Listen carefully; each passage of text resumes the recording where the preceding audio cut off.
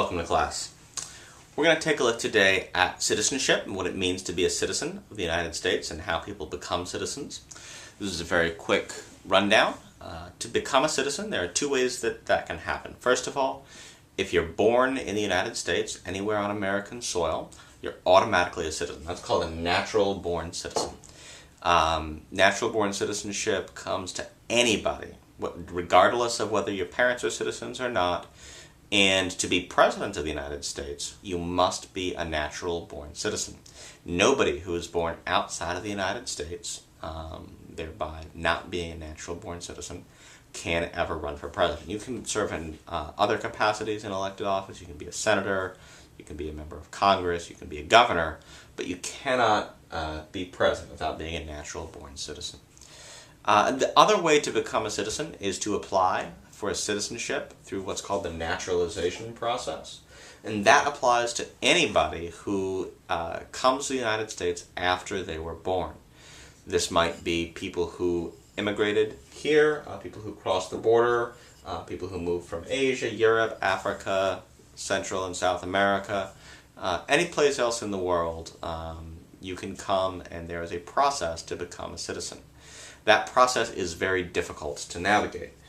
The United States doesn't allow a huge number of immigrants in. We tend to prioritize people coming in who have certain skill sets that we want, engineers in particular, people who have technical training.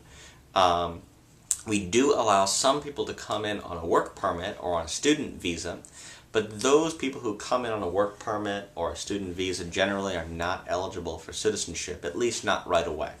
It's a very difficult process, and the whole controversy right now that Congress faces about an immigration bill and how to deal with the issue of all these folks who are here who don't have legal status is a very difficult issue, because by 2050 the country will be a majority minority.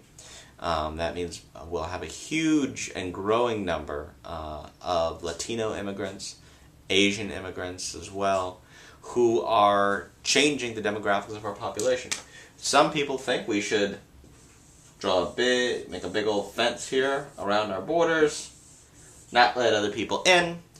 Other people feel this is a nation of immigrants, that everybody who came from somewhere else. The Native Americans originally were here before anybody else. They walked across the land bridge down through Alaska, down through Canada, populated the United States, and down into the rest of the Americas.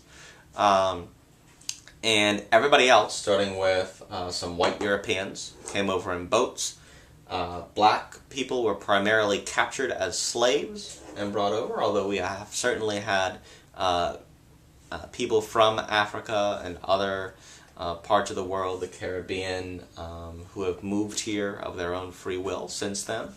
And Asian immigrants, we banned, in fact, Chinese immigration for a long time. There has a law called the Chinese Exclusion Act that prohibited immigration from China. So our legacy of not wanting other people to come in, it's called xenophobia, is a long-standing legacy, even though we are, in fact, a nation of immigrants. So that's something for you to think about as you decide how you feel about immigration and how we should handle it.